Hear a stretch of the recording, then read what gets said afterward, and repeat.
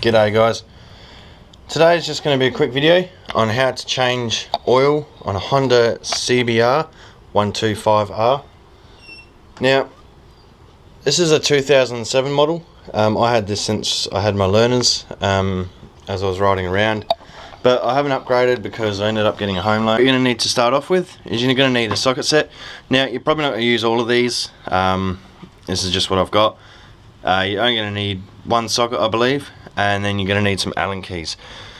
To get into the other box, you're going to need a Phillips head screwdriver, which I've also got that covered there. So pretty much if you have one of these kits, it's going to be able to get the job done easier and quick. Now, like I did say, it's just a quick video, quick how-to, just to show you, because it's not that hard to change oil in the CBRs. Now, the filter in this doesn't need to be changed. Apparently there is a filter and there isn't a filter. Everywhere I've looked, they say that there is no filter in them, but according to the people at the motorbike place, there is a filter in them. Whether they're just saying that just to increase business, I don't know, but I know how to do this myself, so I just do it myself now. It's much easier. So what you're going to want is, if you have a bike stand, that's even better. Like, you actually have a proper bike stand and proper tools to lift the bike up higher. Saves you getting down. Just need something to catch the oil. So anything that's going to fit down there is perfect. There's not much oil in them. So what you need to do is come underneath. So it's a bit hard to show you. You can take your fenders off to make it easier to get to if you want, but you don't actually have to. Your screw or your bolt is down here, right there. I don't know if you can see that. Hopefully you can. So in this case, I'll just take the fender off so I can show you, but like I said, it's not necessary. So what I've done is I've taken off the fender, so now it's much easier to show you guys and you can get more access. So like I said again, that's the bolt there that you need to undo.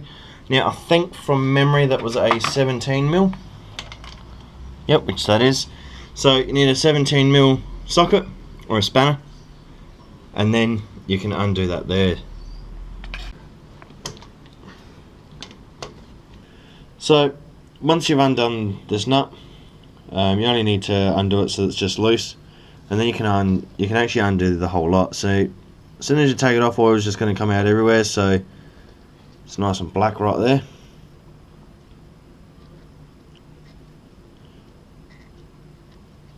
So just drain that out. Now, I don't know how big this container is, so I'm hoping that it will fit perfectly. But I actually lost my oil pan catcher, so I don't know where that went. But I can work with this one, that should be fine. So once it's finished draining, it is going to get to the exhaust because it's on a lean. So what you do, it's not completely empty, so what you want to do is just reposition your pan and tip the bike up just to get that little bit extra. This is where having a stand is going to be so much more better, so that way you can actually lift up the back end, but this still does the trick.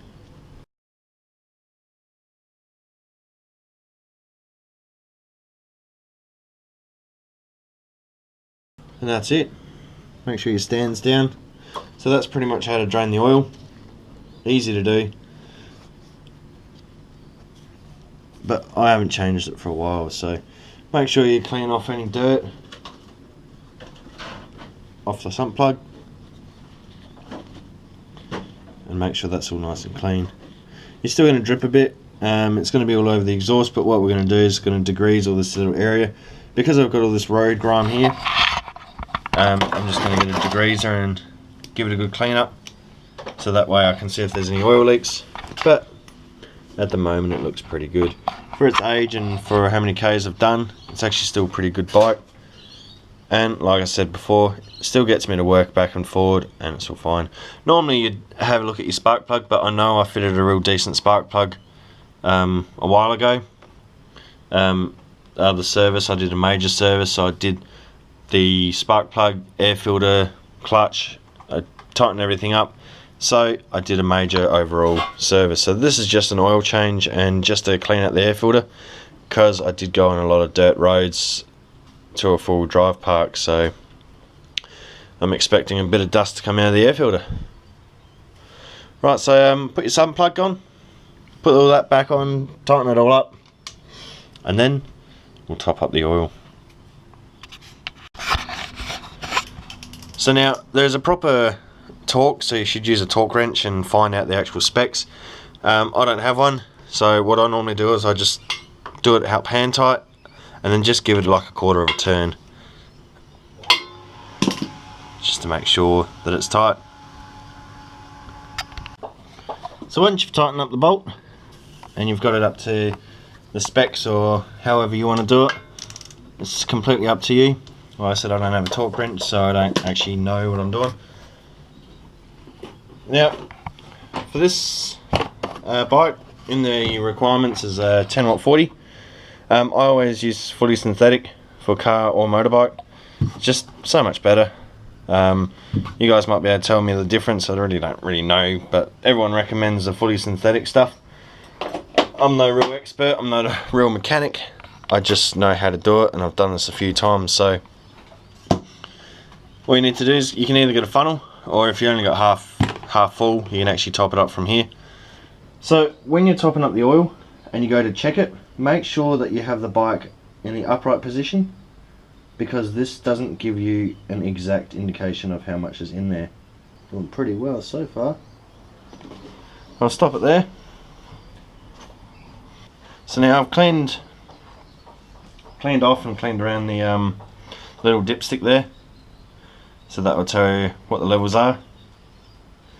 So just clean up around here. I'm going to try and avoid dust and dirt getting in this. Always use clean rags. See what the levels are. So like I said, you can put that in there, give the bike a little tilt, or if you can, hold it there, or if you've got your stands, then that's even better. Oh, they're perfect. So that's actually on full. So you don't want to go any more than that, so you don't have any problems or anything like that. So that's actually spot on. You can clean off the dipstick and try again, just to make sure. So I'll clean that off. A bit of fluff on there. Double check it so the bike's in the upright position. While you do it, you can check your brakes, your brake fluid for your front and rear. That's perfect, because I'm noticing at the moment my rear reservoir for the brakes are actually pretty low. So like I said, in an upright position you can always have a look. So you can see that there, that's my brake. So I've got to top that one up as well. So now that's all topped up, you can start her up.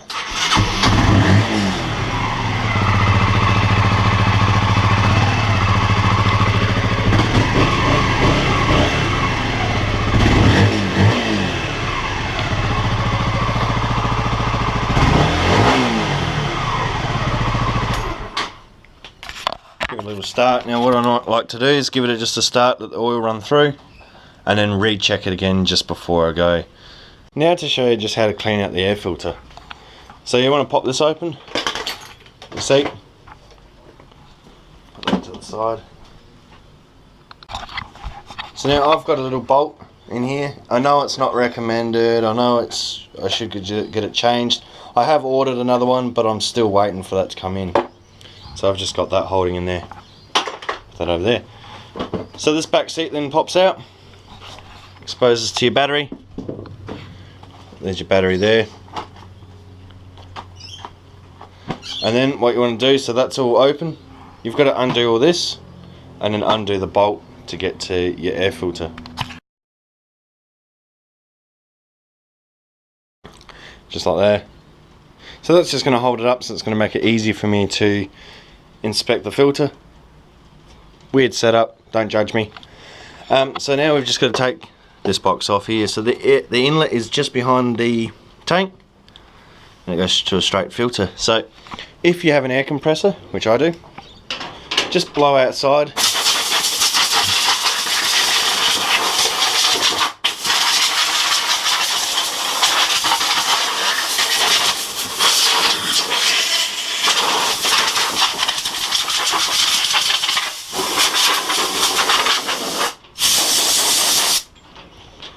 Just so nothing actually falls into the air filter.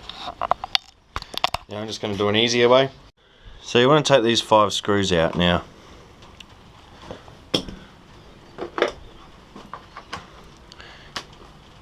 You got the 2 at the front, 2 in the middle, and 1 at the rear. This last bit pretty tricky to get to, so a smaller screwdriver is actually really handy.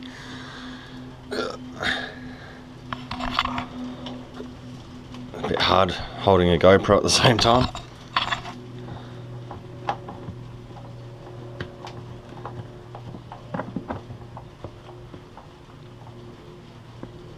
Like so.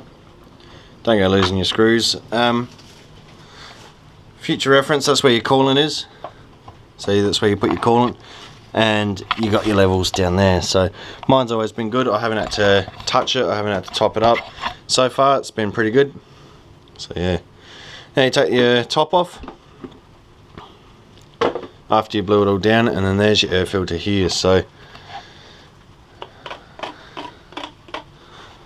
give this a blowout and see what comes out of it.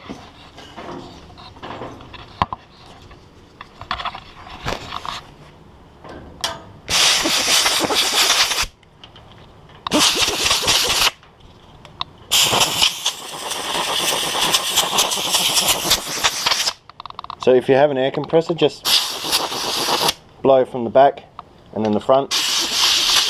Just really agitate it around.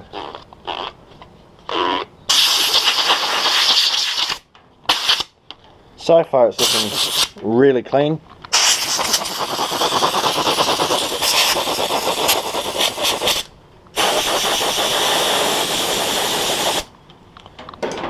I did see a lot of dust come out at the start. So that's pretty good. Now if you don't have an air compressor, you can get a vacuum cleaner and just give it a bit of a vac, or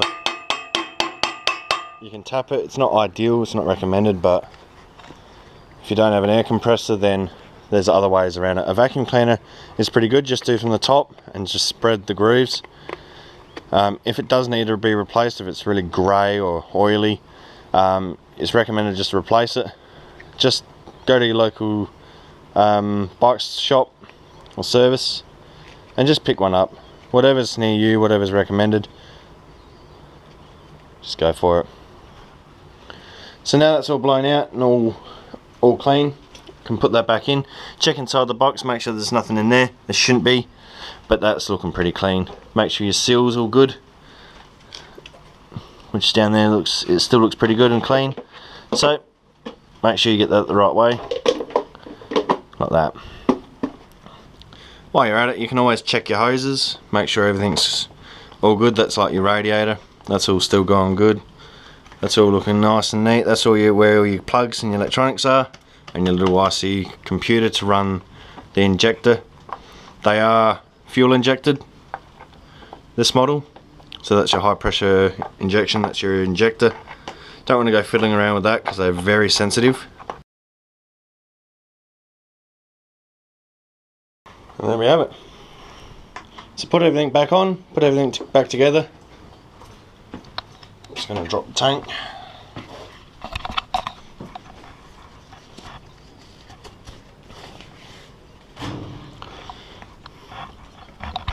Now as you drop it down,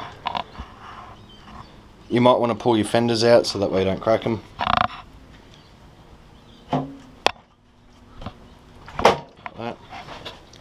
And like that. And then they just push in.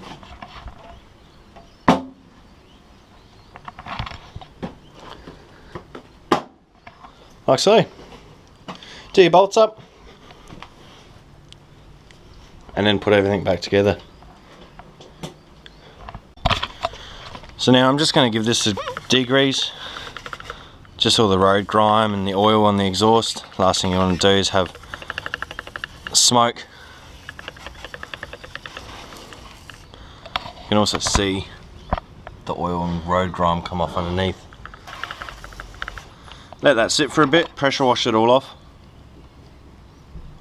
and then we'll stick our fender back on. So I've actually already cleaned the fender before I've done all this. Just give it another round. Just use a safe degreaser. Don't use a real coarse because it can ink your paint. This is actually pretty safe for paint, and it gets rid of road grime and oil and grease real good. So we'll let that sit, blast it with a pressure washer. So I'll put the fender back on, put everything back on. I'll check the dipstick to make sure that the oil is still at high and nothing has changed. But after that, that's how you do an oil change and check your air filter on a Honda CBR 125R.